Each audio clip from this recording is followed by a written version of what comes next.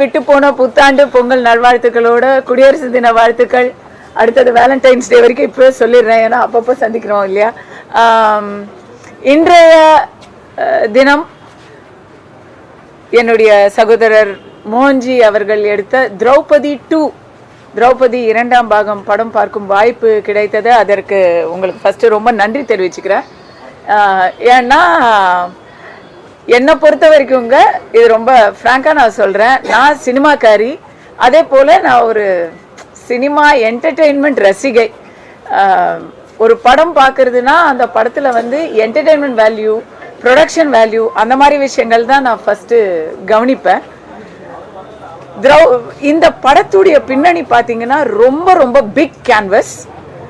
ஒரு பாகுபலி போல, ஒரு பொன்னியின் செல்வன் போல ஒரு படத்தை ஐ திங்க் அதுல வந்து 10ல் ஒரு பங்கு 20ல் ஒரு பங்கு தான் பட்ஜெட் இருக்குன்னு நினைக்கிறேன். அதுக்கே வந்து ஒரு பிக்கஸ்ட் ஹேட்ஸ் ஆஃப் நான் சொல்றேன். நிஜமா ஆஸ் அ கிரியேட்டர் நீங்க ஜெயிச்சிட்டீங்க, கங்க்ராச்சுலேஷன்ஸ். கண்டிப்பா அரசியல்லாம் அப்புறம் பேசிக்கலாம், முதல்ல படத்தை பத்தி சொல்லணும். படம் வந்து பாக்குறதுக்கு லட்டு மாதிரி இருக்கு, ரொம்ப ஹை கிளாஸா இருக்கு. ஃப்ரேம் டு ஃப்ரேம் எனக்கு தெரிஞ்சு இவ்வளவு ஒரு ஹம்பிளான பட்ஜெட்ல இவ்வளோ ஆம்பிஷியஸ் ப்ராஜெக்ட், அதுல ஹிஸ்டாரிக்கல் டீடைல்ஸோட சொல்றதுங்கிறது வந்து சாதாரண விஷயம் இல்லை. Excellent music, excellent camera, excellent direction, சொல்லவே தேவையில்லை.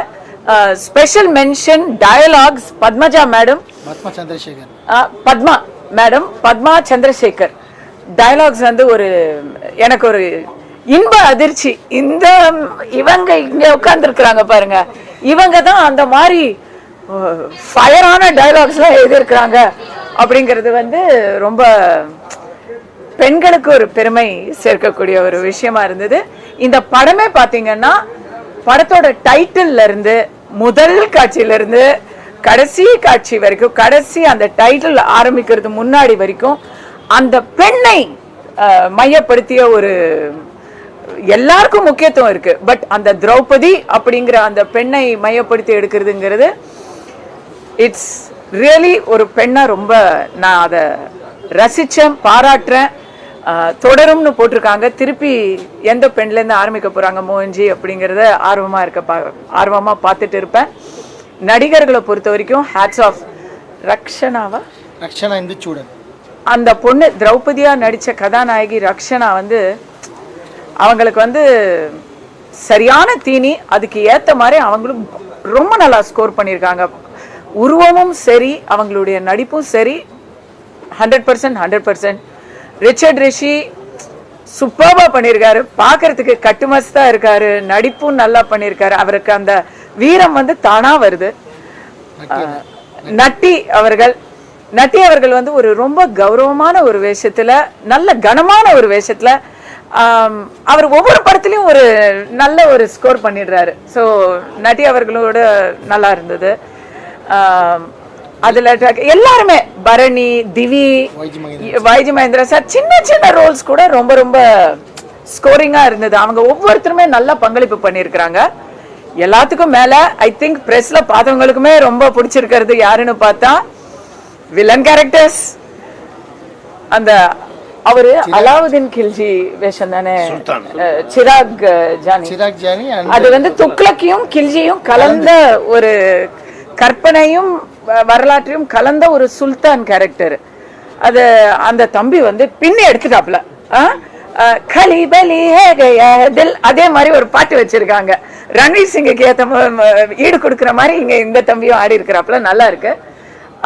தினேஷ் லம்பா நான் அறிமுகப்படுத்தின வில்லன். நான் ஜிவி ஃபிலிம்ஸ்ல உற்சாகம்னு ஒரு படம் எடுத்தோம், அதுக்கு நான் தான் கம்பெனி சைட்ல இருந்து ப்ரொடியூசர். அதுல தினேஷ் லாம்பா வந்து அவருக்கு ஃபர்ஸ்ட் ஃபிலிம் தமிழ்ல, இதுல வந்து அந்த கண்காணி, அங்க தம்காணி, மதுரை தம்காணி அப்படின்னு ஒரு ரோலுங்க. அப்பா நிஜமா அவர் இங்க இந்த பிரஸ் மீட்ல இருந்தாருன்னா அவரை எல்லாரும் வந்து காரி துப்பிடுவோம், அந்த மாதிரி ஒரு பர்ஃபார்மன்ஸ் பண்ணிட்டாரு அவரு. அதுதான் வந்து ஒரு நடிகருடைய வெற்றி. ஸோ ஆஸ் அ மூவி இந்த படம் நீங்க கண்டிப்பா அரசியல் ரீதியான கேள்வியெல்லாம் கேட்க போறீங்க. பட் இந்த படம் அரசியலை தாண்டி ஒரு நல்ல கேன்வஸ், நல்ல முயற்சி. ரொம்ப ரொம்ப கங்க்ராச்சுலேஷன்ஸ் சோழ சக்கரவர்த்தி. ஹொய்சால வரலாற்றை சோழ சக்கரவர்த்தி எடுத்திருக்கிறாரு. நான் படம் பார்க்கும்போது நினைச்சுக்கிட்டேன், சோழர் பரம்பரையில் ஒரு நல்ல தயாரிப்பாளர் அப்படின்னு நினைச்சுக்கிட்டேன். இந்த படத்தோட முக்கியமான கருத்து என்னன்னா, சனாதனத்தை ஒழிக்க வேண்டும் அப்படின்னு சில தீய சக்திகள் தமிழ்நாட்டில் பேசிக்கிட்டு இருக்கிறாங்க. 700 ஆண்டுகளுக்கு முன்னாடியும் சனாதனத்தை ஒழிக்க முடியவில்லை, இன்றும் சனாதனத்தை ஒழிக்க போவதில்லை. 1000 வருடங்கள் பிறகும் சனாதனம் வாழ்ந்து காட்டும், வெற்றி சூடும். இதுதான் மேட்டர். சோ அதுல இந்த விஷயத்துல யாருக்காச்சும் பிரச்சனை இருந்தா அவங்க இத பத்தி புகார் சொல்லலாம். மத்தபடிக்கு சென்சார் போர்ட்லயும் சரி, கோர்ட்லயும் சரி, நீங்க சொல்ற ரிவைசிங் கமிட்டிலயும் சரி, யாருக்கும் இந்த மாதிரி பிரச்சனைகள் வர போறது இல்ல. ஏன்னா இதுல காமிச்சது எதுவுமே அது இல்ல. நீங்க அப்படி சொல்றது தவறான குற்றச்சாட்டு. நீங்க உடனடியா திருப்பி எடுத்துக்கணும். இல்லங்க, இது உங்களுடைய, நீங்க கேள்வி கேக்குறீங்களா இல்ல உங்களுடைய கருத்தை சொல்றீங்க? நீங்க இங்க வாங்க, இங்க உட்கார்ந்து உங்க கருத்தை சொல்லுங்க. நீங்க புகார் சொல்றீங்க, அது அப்பட்டமான அபத்தமான பொய். நான் 150 சென்சார் போர்டு மெம்பர் இருக்கிறாங்க தமிழ்நாட்டில், மோர் தென் 150. அவங்கள எத்தனை பேரு பிஜேபியை சார்ந்தவங்க, எத்தனை பேரு திமுகவை சார்ந்தவங்க அப்படின்னு உங்ககிட்ட புள்ளி விவரம் இருக்கா? வாய் இருக்குன்னு சொல்லிட்டு எங்களுடைய அப்பா சொல்லுவாரு ரொம்ப அழகா, வாய் புளிச்சதும் மாங்காய் புளிச்சதும் பேசாதீங்க. நம்ம என்கிட்டயும் எவிடன்ஸ் கேட்டாங்க, நான் 70 பேஜஸ்க்கு கொடுத்துருக்கேன். எக்ஸாக்ட்லி, அதை கேளுங்க. எல்லாருமே ஏதாவது ஒரு இது இருந்தா அதுக்கான கேள்வியை கேட்கறது சென்சார் போர்ட்ல கேட்பாங்க. கேள்விக்கான பதில நாம சொன்னோம்னா அதை ஏத்துக்குவாங்க.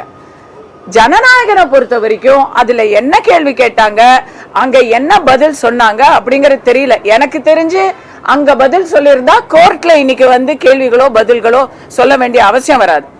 ஏன்னா கோர்ட் நியாயமா தான் இருக்காங்க. இதோ இன்னைக்கு சனாதனத்தை ஒழிக்கணும்னு ஒருத்தர் பேசினாரு, அவர் மேல எத்தனை எஃப்ஐஆர் இருக்குங்க தமிழ்நாட்டுல? ஆனா அவர் சொன்னது தவறுன்னு சுட்டி காட்டிய அமித் மால்வியா மேல எஃப்ஐஆர்.